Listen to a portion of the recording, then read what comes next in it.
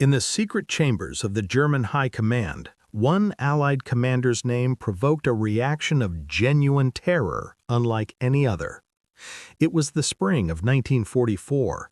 Across Berlin, top German intelligence analysts gathered around a table piled high with reconnaissance photos, decoded transmissions, and secret combat reports.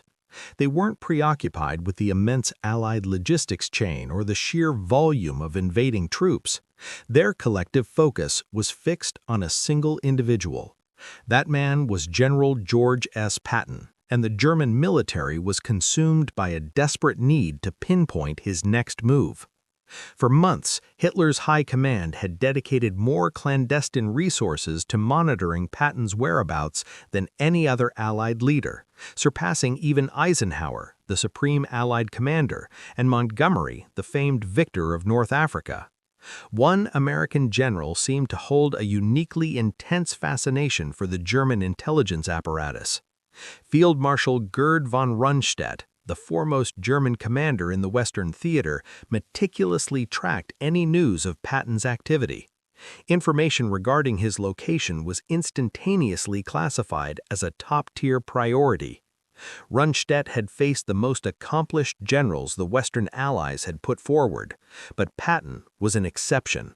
Patton generated pure dread.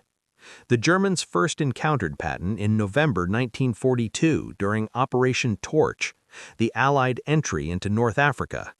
Patton led the Western Task Force, bringing 35,000 U.S. troops ashore along the Moroccan coastline. This was the first substantial ground operation the American forces would conduct against the Axis powers. German commanders paid close attention. They habitually analyzed enemy generals, searching for predictable patterns, operational weaknesses, and exploitable habits. What they observed in Patton immediately gave them pause.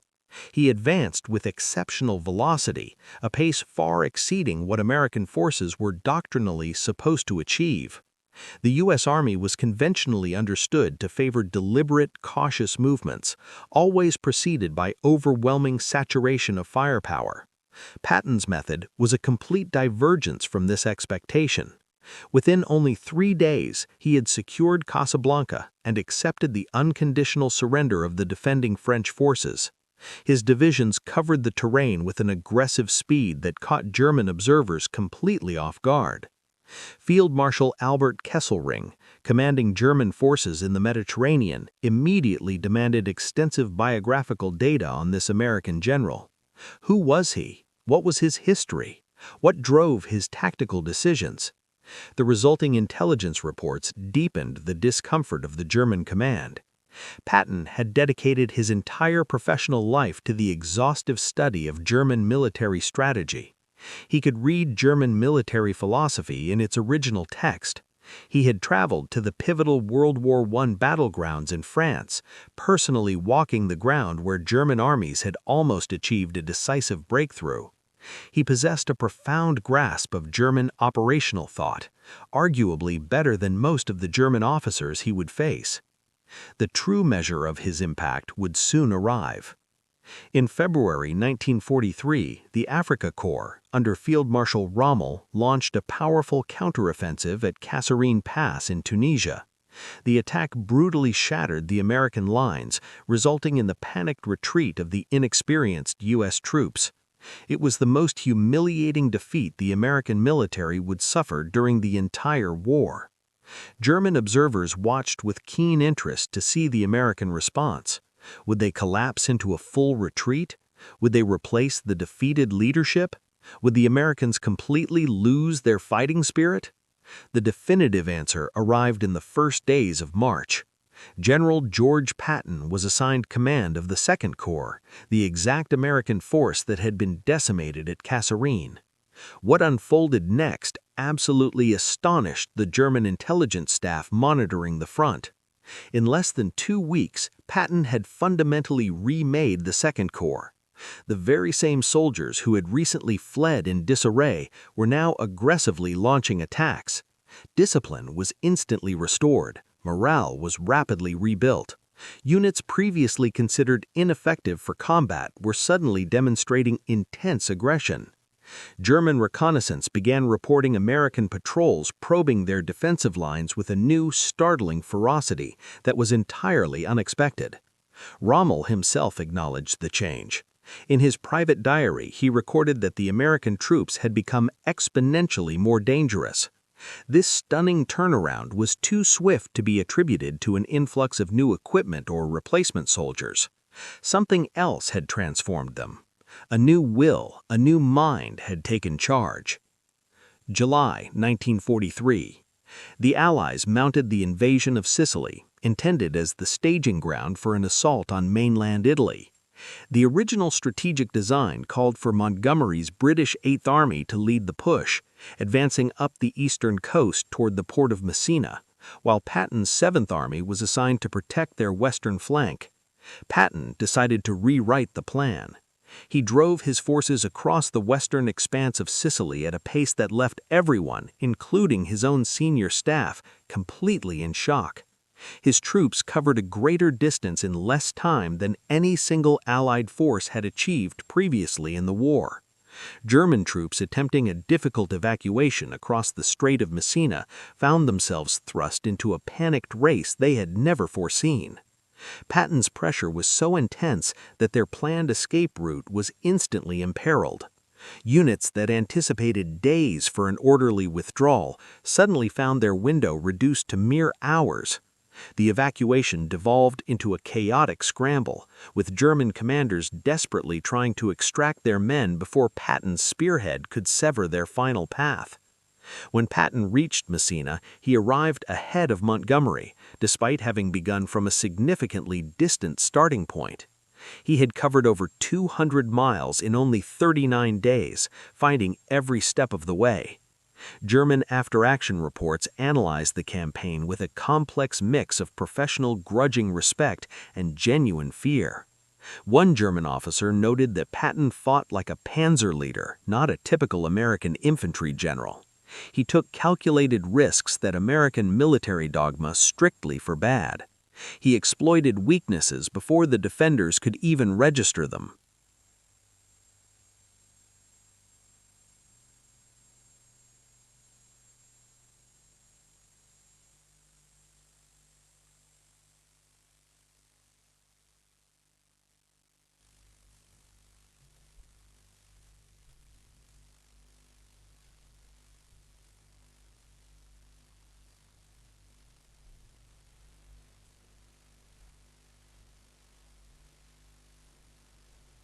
He mentally processed the battlefield like a German, and that was the source of their deepest anxiety. August 1943. At the absolute peak of his success, Patton made controversial visits to 2 medical clearing stations in Sicily. The resulting incidents almost completely derailed his entire career, ironically presenting the Germans with an unexpected reprieve. Patton encountered soldiers suffering from combat exhaustion, a condition he viewed as nothing more than cowardice, men abandoning their fellow troops. He struck one soldier violently across the face. A week later, he slapped a second man, escalating the confrontation by drawing his sidearm and threatening to end the man's life. News of these shameful incidents quickly reached Eisenhower, who was enraged. When the story inevitably leaked to the American press, the general who had just successfully concluded a brilliant campaign suddenly faced widespread calls for his immediate dismissal. Congressmen demanded he be sent home in disgrace. Newspapers published furious editorials branding him unfit to command. German intelligence meticulously monitored the controversy. They had identified Patton as the single most dangerous American military mind. Now the Americans might remove him for them. German officers could barely believe their incredible luck, but Eisenhower refused to fire him. He issued a severe official reprimand and pointedly retained him in his post. The Germans observed this decision with considerable alarm. The Americans clearly valued Patton immensely, regardless of the controversy. This could only mean one thing: they were undoubtedly preserving him for an operation of paramount importance. By early 1944, Patton had been deliberately sidelined from any combat assignment. He was stationed in England, patiently awaiting orders. The Germans tracked his every movement with obsessive focus. They knew he was present. They knew he was not commanding any of the invasion forces that seemed overtly involved in the impending cross-channel assault. What was his purpose then? German intelligence concluded that Patton must be in charge of the primary invasion force. It was the only logical deduction. The Americans would never waste their most brilliant field general on a mere secondary operation. Whatever Patton was leading, they were convinced, would be the true main attack. What the Germans did not realize was that the 1st United States Army Group, FUSAG, was a complete phantom. It existed solely on maps and through fictitious radio traffic. Its massive headquarters buildings were simply painted sheets of plywood. This enormous invasion force existed exclusively within the German imagination. This was the most spectacular deception of the entire conflict, and its profound success was anchored completely on the German belief that wherever Patton was stationed, the real attack would certainly follow. The German High Command became deeply convinced that FUSAG would land at Pas de Calais, the shortest and most logical crossing point across the Channel. They strategically positioned their most elite armored reserve divisions there. They constructed their most formidable coastal defenses in that area. They waited for Patton to appear. June 6, 1944. Allied forces initiated the landing at Normandy, situated approximately 150 miles southwest of Pas de Calais. The invasion that Hitler had spent years preparing for had finally arrived, but German field commanders hesitated. Was this a genuine invasion, or was it a mere feint, intentionally designed to draw their precious armored reserves south just before Patton unleashed the main thrust at Calais? Field Marshal Rundstedt strongly advocated for the immediate release of the Panzer reserves to crush the Allies on the beaches, but the final authorization never arrived. Hitler and his core staff were certain the Normandy landing was a clever diversion. The genuine attack, personally commanded by Patton, was expected to commence at Calais any moment. For 6 agonizing, critical weeks, Germany's most powerful armored divisions remained static near Pas de Calais, anticipating an invasion that would never materialize. The divisions capable of swiftly destroying the Normandy beachhead in its most vulnerable initial days remained inexplicably frozen in place, all because of the presence of one man. The Germans simply could not accept that the Americans would sideline George Patton from the war's most important, decisive confrontation. August 1, 1944, Patton finally received his active combat role. He assumed command of the U.S. Third Army and immediately plunged into the ongoing fighting in Normandy. The Germans had been anticipating this. Now that he was finally here, he was about to confirm their every single pre-existing fear about him. In the first 2 weeks of August, the Third Army advanced over more terrain than any other Allied formation had managed during the prior 2 months of brutal attrition warfare. Patton's divisions rapidly raced through Brittany, then executed a sharp eastward swing toward Paris. German units that had successfully held defensive lines for weeks suddenly discovered American troops had bypassed them, dangerously isolating their supply routes and threatening their command centers. The entire German command and control infrastructure in western France swiftly disintegrated. Units lost essential radio contact with their headquarters. Orders were contradictory and confusing.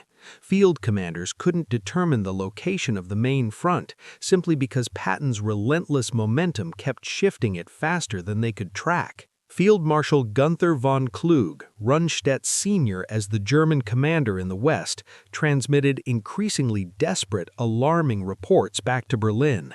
The American Third Army was seemingly omnipresent. Every time the German forces attempted to establish a coherent defensive position, Patton was already past it. The military situation was utterly beyond their control. By mid-August, Patton instantly recognized a critical, war-ending opportunity. German armies were in full retreat through a slender escape corridor near the town of Falaise. If the Allied forces could manage to seal that passage, they would successfully ensnare hundreds of thousands of German soldiers. Patton pushed north aggressively toward Falaise, simultaneous as Canadian and Polish forces advanced from the south. The pocket rapidly compressed. German units trapped inside began to descend into complete panic. Soldiers recklessly abandoned their operational vehicles, desperately attempting to escape on foot. Officers entirely lost control over their men. The resulting destruction was simply catastrophic. German casualties within the Falaise pocket exceeded 50,000 taken prisoner, with perhaps 10,000 killed in action. Losses in heavy equipment were even more debilitating. The German army in France was stripped of most of its operational tanks, artillery, and transport vehicles. German officers who survived the horrific engagement later described it as an experience worse than Stalingrad. At least at Stalingrad, they reflected, they had been given a chance to prepare. Patton had allowed them no time whatsoever. Following the war's conclusion, Allied intelligence officials conducted extensive interrogations of German generals. They focused their questions on the effectiveness of the Allied command. Which generals earned your professional respect? Which ones genuinely terrified you? The answers were strikingly unanimous. Montgomery was entirely predictable, the Germans stated. He was systematic and overly cautious. His next move was always easily anticipated, which made him simpler to fight against. Bradley was competent and stable, but overly prudent. He took zero unnecessary risks. German commanders could reliably forecast his operational movements and meticulously prepare corresponding defenses. But Patton was profoundly different. German generals consistently described him using terms like mercurial, reckless, aggressive, and utterly dangerous. Field Marshal Rundstedt declared Patton was the Allied general they feared the most. General Fritz Bayerlin, who commanded the famed Panzer Lehr division, stated that Patton was the only Allied commander who naturally possessed the instinctual drive of a German panzer leader. The Germans held immense respect for Rommel because he was unconventional and audacious. They found those very same terrifying qualities amplified in Patton. He completely discarded the rule book. He executed critical decisions faster than his confused opponents could even react. He fundamentally understood warfare was defined by speed, shock action, and controlled violence, not by exhaustive planning or merely massing overwhelming numbers before moving. Rundstedt's final assessment was succinct. Patton, he concluded, was the most dangerous man they ever had to face. December 1944. Germany launched its final, massive counteroffensive of the conflict, a huge, unforeseen attack through the Ardennes forest that caught all Allied commanders completely unprepared. Within days, American forces were in disarray and retreating. The 101st Airborne Division found itself completely encircled at Bastogne. The entire military situation was desperate. Eisenhower convened an emergency meeting at Verdun. He asked his generals how rapidly they could organize a counterattack. Most senior generals spoke in terms of weeks of complex preparation. Moving entire armies was a logistical nightmare, demanding time. Patton's reply was instant: 48 hours. He guaranteed he could attack in 2 days with 3 full divisions. The other generals were convinced he was simply grandstanding. It was universally accepted as impossible. You could not physically rotate an entire army 90 degrees and launch an attack on an entirely different axis in just 2 days. The pure logistics would take weeks to manage. But Patton had already planned for this possibility. His insightful intelligence officer, Colonel Oskar Koch, had accurately predicted the German offensive when everyone else had dismissed the possibility. Patton had quietly developed contingency plans. When the attack came, he was the only one fully prepared. Patton made a single crucial phone call. Within hours, the Third Army began its monumental pivot northward. Over 250,000 soldiers, tens of thousands of essential vehicles, moving in brutal winter conditions in exactly 48 hours. The Germans were stunned. They had calculated on weeks passing before any substantial counterattack could be mounted. Instead, Patton was already slamming into their vulnerable southern flank. The relief of Bastogne was achieved on December 26th.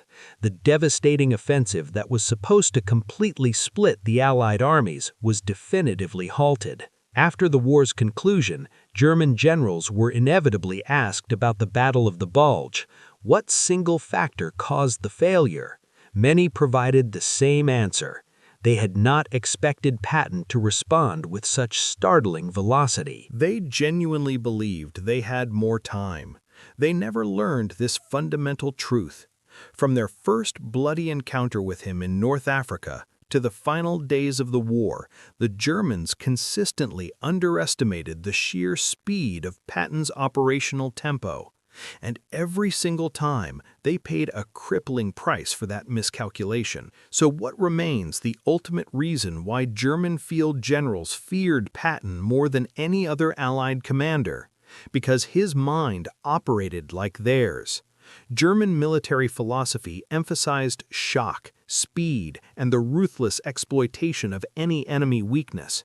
The Blitzkrieg strategy that had conquered Poland, France, and nearly Russia was built upon these precise tenets. German commanders instinctively understood this brand of mobile, aggressive warfare. Patton understood it too, perhaps better. He had studied the German methodologies for decades. He had thoroughly internalized their entire philosophy of war. When he took command, he fought exactly the way German generals desperately wished they could fight. But there was another critical element. German commanders could usually predict the movements of most Allied generals. They intimately understood the British and American military systems. They grasped the rigid doctrine, the inherent caution, the heavy dependence on massive firepower before committing to a final advance. Patton utterly disregarded the rules. He launched attacks when accepted doctrine dictated he should consolidate and defend. He advanced when logistical reports screamed for a halt. He embraced operational risks that his own superiors branded as dangerously reckless and that his adversaries found absolutely terrifying. The Germans never possessed any reliable certainty about Patton's next move. They only knew it would arrive quickly, it would be devastatingly violent, and it would cost them dearly. Field Marshal von Rundstedt, the man who had commanded the German defenses on D-Day, who had battled the very best commanders the Allies could produce, summarized the consensus after the war. Patton, he confirmed, was the supreme master of the mobile battlefield. He was a brilliant, relentless practitioner of aggressive offensive tactics, and he was, without question, the Allied general the Germans feared the most. Please remember to like this video and subscribe to WWII Deep Insights for more untold stories from the war. From the scorching deserts of North Africa to the unforgiving forests of the Ardennes, George Patton relentlessly earned that profound fear, battle by battle, impossible victory after impossible victory, until the German generals who once conquered Europe learned the terror of facing a commander who fought exactly as they did, only better.